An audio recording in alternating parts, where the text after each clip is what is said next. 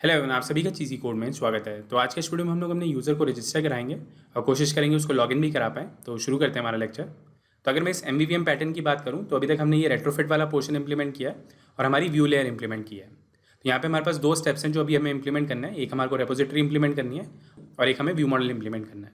तो इन दोनों को इस वीडियो में इंप्लीमेंट करते हैं। तो शुरू करते हैं। तो यहाँ पर मैं एक नया पैकेज क्रिएट करूँगा रेपोजिटरी के लिए और यहाँ पे एक नई क्लास डिफाइन करते हैं यूज़र रेपोजिटरी के नाम से।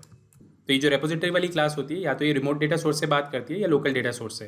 अब हमारे केस में सिर्फ रिमोट डेटा सोर्स ही है, मतलब हमारा रेट्रोफिट वाला ही कोड है। तो इसके कंस्ट्रक्टर में हम लोग अपनी यूज़र एपीआई का रेफरेंस लेंगे जो कि हमारा रिमोट डेटा सोर्स है। तो इस तरीके से यहाँ पे मैं इसको डिफाइन करता हूँ प्राइवेट वेल यूज़र एपीआई।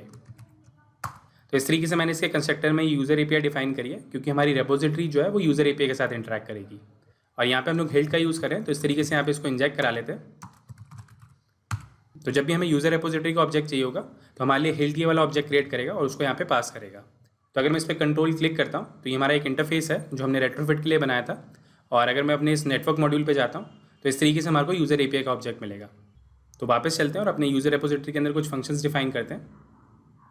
तो यूज़र से रिलेटेड जो भी फंक्शंस होंगे वो हम इस रेपोजिटरी के अंदर डिफाइन करेंगे जो कि हमारे रिमोट डेटा सोर्स से इंटरेक्ट करेंगे। तो यहाँ पे मैं दो फंक्शंस डिफाइन करता हूँ। एक हमारा रजिस्ट्रेशन के लिए होगा, तो यहाँ पे मैं लिखता हूँ रजिस्टर यूज़र। यहाँ पे हमें यूज़र रिक्वेस्ट का ऑब्जेक्ट मिलेगा। तो इस तरीके से यहाँ पे मैं एक फंक्शन डिफाइन करूँगा। सिमिलरली हम लोग एक और फंक्शन डिफाइन करेंगे यहाँ पे लॉगिन यूज़र, और यहाँ पे भी हमें यूज़र रिक्वेस्ट का ऑब्जेक्ट मिलेगा। तो इस तरीके से यहाँ पे मैंने दो फंक्शंस डिफाइन किए हैं। तो सिंपली हम लोग यहाँ पे क्या करेंगे, अपनी एपीआई को कॉल करेंगे। तो यहाँ पे मैं एक रिस्पॉन्स का ऑब्जेक्ट बनाता हूँ और यहाँ पे हम लोग अपनी यूज़र एपीआई के थ्रू इस फंक्शन को कॉल करेंगे। तो यूज़र एपीआई के अंदर हमारे पास दो फंक्शन है, साइन अप और साइन इन। तो यहाँ पे हम लोग रजिस्टर करा रहे हैं, तो मतलब साइन अप करा रहे हैं। तो यहाँ पे मैं ये यूज़र रिक्वेस्ट का ऑब्जेक्ट पास करूँगा। सिमिलरली यहाँ पे भी मैं यही फंक्शन कॉल करूँगा, वेल रिस्पॉन्स, और यहाँ पे भी हम लोग यूज़र एपीआई को कॉल करेंगे user API dot sign in, और सेम ये यूज़र रिक्वेस्ट का ऑब्जेक्ट पास करेंगे। तो इस तरीके से हमारा ये साइन अप और साइन इन काम करेगा। तो अभी के लिए यहाँ पे इनके रिस्पॉन्स के लिए लॉग स्टेटमेंट लगाते हैं जिससे हमें पता चल जाए कि क्या रिस्पॉन्स आ रहा है। तो यहाँ पे मैं अपना टैग पास कर दूंगा। तो ये टैग हमने अपनी कॉन्स्टेंट्स फाइल में डिफाइन किया है, तो इसको इंपोर्ट कर लेते हैं यहाँ से और यहाँ से इस रिस्पॉन्स को लॉग कराते हैं response dot body dot to string. Similarly इसको कॉपी कर लेते हैं यहाँ से और यहाँ पे इसको पेस्ट कर देते हैं। तो इस तरीके से हमारी यूज़र रेपोजिटरी काम करेगी। तो अभी इसमें और भी चेंजेस करने हैं हमें, जैसे कि हमारी एरर हैंडलिंग हो गई, हमें लोडिंग स्टेट मेंटेन करनी है, तो वो सारा कोड इसमें करेंगे। बट एक बार इसका फ्लो चेक करते हैं कि किस तरीके से हमारा फ्लो चलेगा। तो रेपोजिटरी वाला स्टेप डन हो चुका है, तो अपना व्यू मॉडल क्रिएट करते हैं। तो यहाँ पे मैं एक नई क्लास क्रिएट करता हूँ और इसको नाम देते हैं ऑथ व्यू मॉडल, और इसको यहाँ पे इनहेरिट करेंगे व्यू मॉडल से। और यहाँ पे हम लोग हेल्थ यूज़ करें तो यहाँ पे मैं एक एनोटेशन लगाता हूँ हेल्थ व्यू मॉडल। अब इस व्यू मॉडल को रेपोजिटरी का ऑब्जेक्ट चाहिए, तो यहाँ पे मैं एक प्राइवेट वेरिएबल बनाता हूँ प्राइवेट वेल यूज़र रेपोजिटरी। तो ये वाला जो ऑब्जेक्ट है हमारे को हेल्थ बना के देगा। तो यहाँ पे मैं @inject लगा देता हूँ और इस तरीके से हम लोग इसका कंस्ट्रक्टर डिफाइन करेंगे। तो इस व्यू मॉडल का हम लोग अपने फ्रैगमेंट्स में यूज़ करेंगे, मतलब यहाँ पे मैं कुछ फंक्शंस डिफाइन करूँगा इस व्यू मॉडल क्लास के अंदर और उन फंक्शंस को हम लोग कॉल करेंगे अपने फ्रैगमेंट से। तो देखते हैं वो चीज़ कैसे करेंगे। तो यहाँ पे मैं दो फंक्शंस डिफाइन करता हूँ, एक रजिस्टर यूज़र के नाम से डिफाइन करूँगा और यहाँ पे हमें यूज़र रिक्वेस्ट का ऑब्जेक्ट मिलेगा। सेम इसी तरीके से लॉगिन यूज़र का भी फंक्शन डिफाइन कर देते हैं, तो इसको भी यहाँ पे यूज़र रिक्वेस्ट का ऑब्जेक्ट मिलेगा। तो इस तरीके से हमारी ये दो फंक्शंस हैं जो हम लोग कॉल करेंगे अपने फ्रैगमेंट से। तो जैसे ही हमारे लॉगिन वाले बटन पे क्लिक होगा तो हम लोग इस फंक्शन को कॉल करेंगे, और अगर हमारे रजिस्टर वाले बटन पे क्लिक होता है, मतलब साइनअप वाले बटन पे क्लिक होता है, तो हम लोग इस फंक्शन को कॉल करेंगे। तो सिंपली हम लोग अपने यूज़र रेपोजिटरी का ये फंक्शन कॉल कर देंगे रजिस्टर यूज़र, और इसको ये यूज़र रिक्वेस्ट का ऑब्जेक्ट पास कर देंगे। तो यहाँ पे ये मुझे एरर दे रहा है क्योंकि हमारा सस्पेंड फंक्शन है। तो यहाँ पे मुझे अपना एक को रूटीन लॉन्च करना होगा। तो इस तरीके से हम लोग अपना को रूटीन लॉन्च करेंगे view model scope dot launch, और इसके अंदर इस फंक्शन को कॉल करेंगे। सिमिलरली इसको कॉपी कर लेते हैं यहाँ से और लॉगिन पे भी यही करेंगे, और इस फंक्शन को यहाँ से मैं चेंज कर देता हूँ, इसको यहाँ पे कर देते हैं लॉगिन यूज़र। तो इस तरीके से हमारी ये व्यू मॉडल वाली क्लास भी रेडी हो चुकी है। तो अपने फ्रैगमेंट पे चलते हैं। तो यहाँ पे मैं अपना रजिस्ट्रेशन वाला फ्रैगमेंट ओपन करता हूँ। तो ये जो साइनअप वाला कोड है इसको अभी के लिए कमेंट कर देते हैं और यहाँ पे अपना एक डमी कोड लिखते हैं जिससे हम लोग टेस्ट कर पाए हमारा फ्लो। अब यहाँ पे हमें अपने व्यू मॉडल का ऑब्जेक्ट चाहिए, तो इस तरीके से यहाँ पे मैं एक प्राइवेट वेरिएबल डिफाइन करता हूँ और इसको नाम देते हैं ऑथ व्यू मॉडल, और इस तरीके से हम लोग इसको एक्सेस करेंगे। तो यहाँ पे हमारे पास एक फंक्शन है व्यू मॉडल्स, इसका हम लोग यूज़ करेंगे और यहाँ पे मैं लिखता हूँ ऑथ व्यू मॉडल। तो ये फ्रैगमेंट में हमारे पास कुछ कॉटलिन एक्सटेंशंस हैं, उसकी मदद से हम लोग अपना व्यू मॉडल का ऑब्जेक्ट बनाते हैं। यहाँ पे हमें directly view model provider class का यूज़ नहीं करना है, ये बिहाइंड द सीन्स उसी को कॉल कर रहा है। तो इस तरीके से हम लोग अपने व्यू मॉडल का ऑब्जेक्ट बनाते हैं और डायरेक्टली हम लोग यहाँ पे अपने ऑथ व्यू मॉडल को कॉल करेंगे auth view model dot register user. अब यहाँ पे हमें एक यूज़र रिक्वेस्ट का ऑब्जेक्ट पास करना है, मतलब जो भी यूज़र क्रिएट करना है हमें उसकी इन्फॉर्मेशन पास करनी होगी। तो यहाँ पे मैं एक ऑब्जेक्ट क्रिएट करता हूँ यूज़र रिक्वेस्ट के नाम से, और इसके अंदर कुछ प्रॉपर्टीज़ पास कर देते हैं। तो यहाँ पे एक डमी ईमेल पास कर देते हैं। उसके बाद यहाँ पे अपना पासवर्ड पास करेंगे। तो अभी के लिए यहाँ पे कुछ भी रैंडम पासवर्ड पास कर देते हैं, और यहाँ पे अपना यूज़र नेम पास करना होगा। तो यहाँ पे मैं लिख देता हूँ test00111। तो ये मेरा एक डमी यूज़र है जो हम लोग अपने डेटाबेस में क्रिएट करना चाहते हैं। तो इस तरीके से हम लोग अपने व्यू मॉडल को कॉल करेंगे अपने फ्रेगमेंट से। सिमिलरली लॉगिन पे भी यही करेंगे। अब यहाँ पे हम लोग हेल्ड का यूज़ कर रहे हैं, तो यहाँ पे मुझे अपने एंड्रॉइड एंट्री पॉइंट डिफाइन करने होंगे। तो इस तरीके से यहाँ पे मैं इसको एनोटेट कर दूंगा एंड्रॉइड एंट्री पॉइंट। सिमिलरली ये चेंज मुझे अपनी मेन एक्टिविटी पे भी करना होगा। तो यहाँ पे मैं अपनी मेन एक्टिविटी ओपन करता हूँ, और इस पर भी हम लोग एक एनोटेशन लगाते हैं एंड्रॉइड एंट्री पॉइंट। तो ये हेल्ड की रिक्वायरमेंट होती है कि अगर आप अपने फ्रेगमेंट के अंदर डिपेंडेंसी इंजेक्शन लगा रहे हैं तो आपको अपनी एक्टिविटी को भी मार्क करना होगा एंड्रॉइड एंट्री पॉइंट से। तो वही हमने यहाँ पे किया। तो वापस चलते हैं एक बारी और इसको रन करके देखते हैं कि हमारा रन हो रहा है या नहीं। तो हमारी ऐप रन हो चुकी है। अब मैं जैसे यहाँ पे साइनअप पे क्लिक करूँगा तो हमारी एक रिक्वेस्ट रेज होगी। तो यहाँ पे आप देख सकते हैं हमारा यूज़र रिस्पॉन्स आ चुका है, मतलब हमारा यूज़र जो है वो रजिस्टर हो चुका है। तो इस तरीके से हमारे पास ये इन्फॉर्मेशन आएगी, उसको हम लोग प्रोसेस करेंगे। तो आई होप आपको ये क्लियर हो रहा होगा। तो सेम चीज़ लॉगिन के लिए भी करते हैं कि इसी यूज़र को लॉगिन करा के देखते हैं कि लॉगिन हो रहा है या नहीं। तो इसको मैं ऐसे कॉपी कर लेता हूँ और यहाँ पे इसको कमेंट कर देते हैं अभी के लिए। और लॉगिन पे भी सेम चीज़ करेंगे। तो यहाँ पे रजिस्टर यूज़र की जगह लॉगिन यूज़र कॉल कर देते हैं, और इसी यूज़र को हम लोग लॉगिन करा रहे हैं। तो यहाँ पे हमने रजिस्टर किया था इस यूज़र को, और यहाँ पे हम लोग इसको लॉगिन करा रहे हैं। तो दोबारा से रन करते हैं इसको। तो लॉगिन के लिए अभी हमारे पास ये वाला बटन है, तो इसको चेंज कर लेंगे। अभी हम बस अपना फ्लो चेक कर रहे हैं कि हमारा लॉगिन हो रहा है या नहीं। तो इसमें मैं क्लिक करता हूँ तो हमारी एक API रिक्वेस्ट रेज होगी, और वहाँ से एक रिस्पॉन्स आएगा कि हमारा यूज़र लॉगिन हुआ है या नहीं। तो यहाँ पे देख सकते हैं हमारे पास रिस्पॉन्स आ चुका है कि हमारा यूज़र लॉगिन हो चुका है, मतलब हमारा ये यूज़र एग्जिस्ट करता था तो वो लॉगिन कर पाया। अगर यहाँ पे मैं कोई डिफरेंट क्रेडेंशियल्स पास कर देता हूँ और इसको रन करते हैं एक बारी, तो यहाँ पे हमारे पास कोई एरर मैसेज आनी चाहिए। तो हमारी ऐप दोबारा रन हो चुकी है। तो यहाँ पे मैं इस पर क्लिक करता हूँ लॉगिन पे। तो इस बार हमारे पास रिस्पॉन्स आया नल, मतलब हमारा यूज़र जो है वो लॉगिन नहीं हो पाया, कोई एरर आ गया। मतलब हमें तो पता है एरर क्या आई है, क्योंकि ये वाला यूज़र हमारे पास एग्जिस्ट नहीं करता था तो वो लॉगिन नहीं कर पाएगा, इसलिए कोई एरर आ गई है। तो उसके लिए हमें एरर हैंडलिंग का कोड लिखना पड़ेगा। तो देखेंगे उसको कैसे लिखेंगे। अब यहाँ पे हमें लोडिंग स्टेट भी इंप्लीमेंट करनी है कि जैसे आपने यहाँ पे बटन प्रेस किया तो आपके पास एक लोडर आना चाहिए कि आपकी रिक्वेस्ट जो है वो प्रोसेस हो रही है। तो उसके लिए भी हम कोड लिखेंगे, बट मेरा मोटिव ये है कि आप फ्लो समझ पाएँ कि किस तरीके से हमारा फ्लो चल रहा है। तो यहाँ पे मैं कुछ ब्रेक पॉइंट्स लगाता हूँ। तो यहाँ पे मैं एक ब्रेक पॉइंट लगाता हूँ। सिमिलरली इस रजिस्टर यूज़र के अंदर जाते हैं, यहाँ पे मैं एक ब्रेक पॉइंट लगाता हूँ, और अपनी रेपोजिटरी के अंदर जाते हैं, यहाँ पे भी एक ब्रेक पॉइंट लगाते हैं, यहाँ पे भी एक ब्रेक पॉइंट लगाते हैं, और अपने नेटवर्क मॉड्यूल पे जाते हैं और यहाँ पे लगाते हैं एक ब्रेक पॉइंट। सिमिलरली यहाँ पे एक ब्रेक पॉइंट लगाते हैं। तो हमें पता चल जाएगा कि हमारे क्या स्टेप्स हैं, किस तरीके से हमारे ऑब्जेक्ट्स क्रिएट हो रहे हैं। तो यहाँ पे मैं इसको डीबग करता हूँ।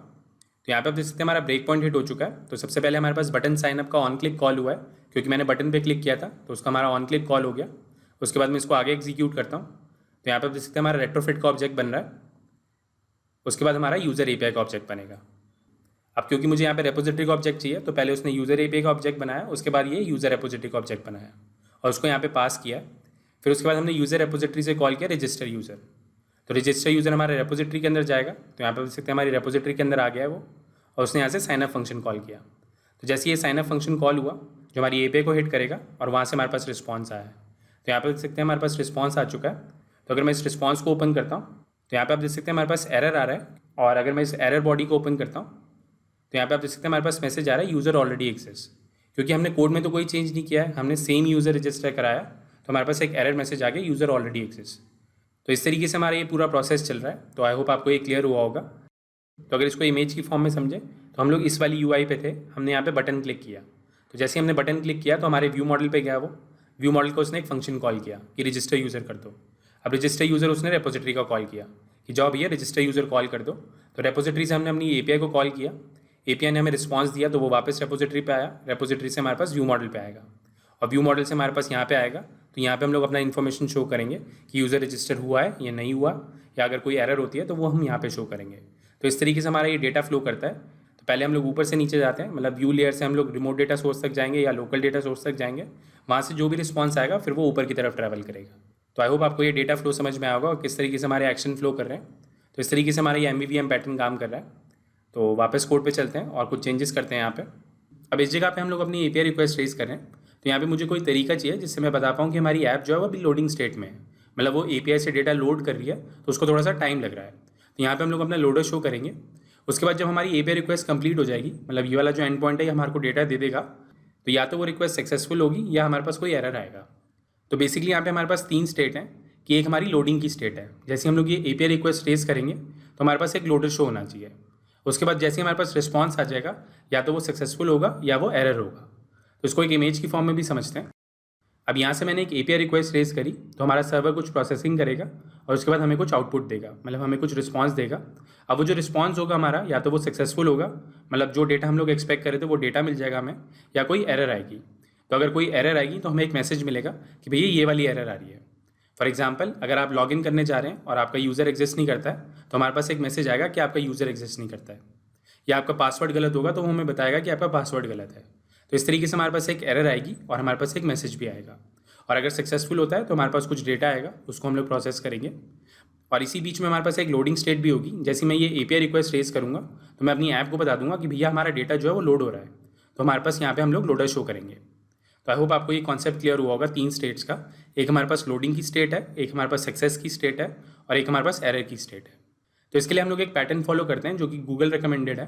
तो उसके लिए हम लोग एक क्लास क्रिएट करेंगे नेटवर्क रिजल्ट के नाम से, जो कि हमारी एक सील्ड क्लास होगी। तो अगर इसके बारे में और जानकारी चाहिए कि ये नेटवर्क रिजल्ट वाली क्लास है क्या, तो इसके ऊपर मैं ऑलरेडी एक वीडियो क्रिएट कर चुका हूँ, तो आप उसको देख सकते हैं। तो जेटपैक वाली सीरीज़ के अंदर मैंने ये वीडियो क्रिएट करी थी, तो मोर इन्फॉर्मेशन के लिए आप इस वीडियो को देख सकते हैं। यहाँ पे मैंने पूरा एक्सप्लेन किया है कि किस तरीके से हम लोग ये क्लास क्रिएट करते हैं। तो कोड पे चलते हैं और इस क्लास को क्रिएट करते हैं। तो मैं अपने यूटिल्स पैकेज के अंदर जाता हूँ और यहाँ पे एक नई क्लास क्रिएट करते हैं और इसको नाम देते हैं नेटवर्क रिजल्ट। और ये हमारी एक सील्ड क्लास होगी, तो इस तरीके से यहाँ पे मैं इसको सील्ड डिक्लेयर कर देता हूँ। और यहाँ पे हम लोग जेंडेक्स का भी यूज़ करेंगे, तो इस तरीके से मैंने इसका टाइप डिक्लेयर कर दिया है। और इसके कंस्ट्रक्टर में यहाँ पे मैं 2 प्रॉपर्टीज़ डिफाइन करूँगा। एक हमारे डेटा के लिए होगा कि अगर सक्सेसफुल हो जाता है हमें डेटा मिलेगा, और एक हमारे पास मैसेज के लिए होगा जो कि हमारा एक एरर मैसेज होगा। तो यहाँ पे मैं 2 प्रॉपर्टीज़ डिक्लेयर करता हूँ। तो यहाँ पे मैं इस तरीके से प्रॉपर्टीज़ डिक्लेयर करूँगा डेटा के नाम से, जो कि हमारा एक नलेबल टाइप का होगा, और इसको यहाँ पे मैं नल असाइन करूँगा। सिमिलरली हम लोग एक और प्रॉपर्टी डिफाइन करेंगे यहाँ पे मैसेज के नाम से, और ये हमारी स्ट्रिंग टाइप की होगी, ये भी हमारा एक नलेबल होगा, और इसको यहाँ पे मैं नल असाइन कर देता हूँ। तो इस तरीके से यहाँ पे मैंने एक सील्ड क्लास डिफाइन करी है, और इसके अंदर मैं कुछ क्लासेस डिफाइन करूँगा। एक हमारी सक्सेस की क्लास होगी, एक हमारी एरर के लिए होगी, और एक हमारी लोडिंग के लिए। तो यहाँ पे हम लोग इस तरीके से क्लास डिफाइन करेंगे। सक्सेस ये हमारी जेनरिक टाइप की होगी, तो इस तरीके से यहाँ पे मैं इसको T डिक्लेयर कर देता हूँ, और इसके पैरामीटर में हमें डेटा मिलेगा, तो इस तरीके से मैं इसका टाइप डिक्लेयर कर दूंगा। और इसको हम लोग इनहेरिट करेंगे नेटवर्क रिजल्ट से, तो इस तरीके से यहाँ पे मैं इसको डिक्लेयर कर देता हूँ, और यहाँ पे हम लोग ये डेटा पास कर देंगे। तो अगर हमारा रिस्पॉन्स जो है वो सक्सेसफुल होगा तो हमें कुछ डेटा मिलेगा, इसलिए यहाँ पे मैंने डेटा पास किया है। सिमिलरली एरर के लिए हम लोग एक क्लास डिफाइन करेंगे एरर, और ये भी हमारी जेनरिक टाइप की होगी। तो यहाँ पे हमें एक मैसेज मिलेगा, तो यहाँ पे मैं मैसेज लेता हूँ जिसका टाइप जो होगा हमारा स्ट्रिंग होगा, और उसके बाद हमें डेटा भी मिल सकता है कि एरर के साथ साथ कुछ और भी इन्फॉर्मेशन अगर हमें पास करनी है तो वो हमें यहाँ पे मिलेगा। और इसको यहाँ पे मैं नल असाइन कर दूंगा कि या तो हमारे पास डेटा होगा, मतलब एक्स्ट्रा इन्फॉर्मेशन होगी हमारे पास, या नहीं होगी। मतलब कुछ एरर आई है तो या तो आपके पास एक्स्ट्रा इन्फॉर्मेशन होगी या नहीं होगी। तो इस तरीके से यहाँ पे मैंने इसका डेटा डिफाइन किया, और यहाँ पे मैं इसको इनहेरिट करूँगा नेटवर्क रिजल्ट से, और इन पैरामीटर्स को हम लोग यहाँ पे पास कर देंगे। तो पहले मैं यहाँ पे डेटा पास करता हूँ, और यहाँ पे हम लोग मैसेज पास करेंगे। तो इस तरीके से हमारी एरर वाली क्लास है। और सिमिलरली लोडिंग के लिए भी हम लोग यहाँ पे एक क्लास डिफाइन कर देंगे लोडिंग, और ये भी हमारी जेनरिक टाइप की होगी, और इसको यहाँ पे इनहेरिट करा लेंगे नेटवर्क रिजल्ट से। अब लोडिंग के केस में हमारे पास कोई डेटा नहीं होगा, तो यहाँ पे मैंने ना तो कोई डेटा पैरामीटर भेजा है ना कोई मैसेज भेजा है। तो इस तरीके से हम लोग इस क्लास का यूज़ करेंगे अपने नेटवर्क रिजल्ट के लिए। जब भी हम लोग API रिक्वेस्ट रेज करेंगे तो हम इस क्लास का यूज़ करेंगे, जिससे हम लोग इस लोडिंग स्टेट को मेंटेन कर पाएँ। और अगर हमारे पास सक्सेसफुल होता है तो हमारे पास कुछ डेटा आएगा, और अगर एरर होती है तो हमारे पास एरर वाला मैसेज आएगा। तो देखेंगे इस क्लास को कैसे यूज़ करेंगे। तो अगर ये कन्फ्यूजिंग लग रहा है तो मेक श्योर करें कि वो वाला वीडियो ज़रूर देखें। तो वहाँ पे मैंने स्टेप बाय स्टेप बताया कि इस क्लास में हम लोग कैसे पहुँचे हैं, किस तरीके से हमारी ये क्लास क्रिएट हुई है। तो मैं होप कर रहा हूँ कि आपको समझ में आ रहा होगा कि किस तरीके से हम लोग अपनी ऐप में प्रोसीड कर रहे हैं। तो आज की वीडियो को यहीं पे रोकते हैं। तो वीडियो अच्छा लगा तो प्लीज़ लाइक करें। अगर अभी तक आपने हमें सब्सक्राइब नहीं किया तो प्लीज़ सब्सक्राइब करें। अगर आपको कोई सजेशन है तो मुझे कमेंट्स के थ्रू बताएं। Thank you for watching. आपका दिन शुभ हो। धन्यवाद। ये लैंग्वेज भी सीख लो, वो लैंग्वेज भी सीख लो। जीवन एक रेस है, ऊपर चढ़ना सीख लो। हो जाए जब सब कुछ खुद बनना सीख लो। उठा के बस्ता नाप के रास्ता हर कोई चला है IT में। IT में IT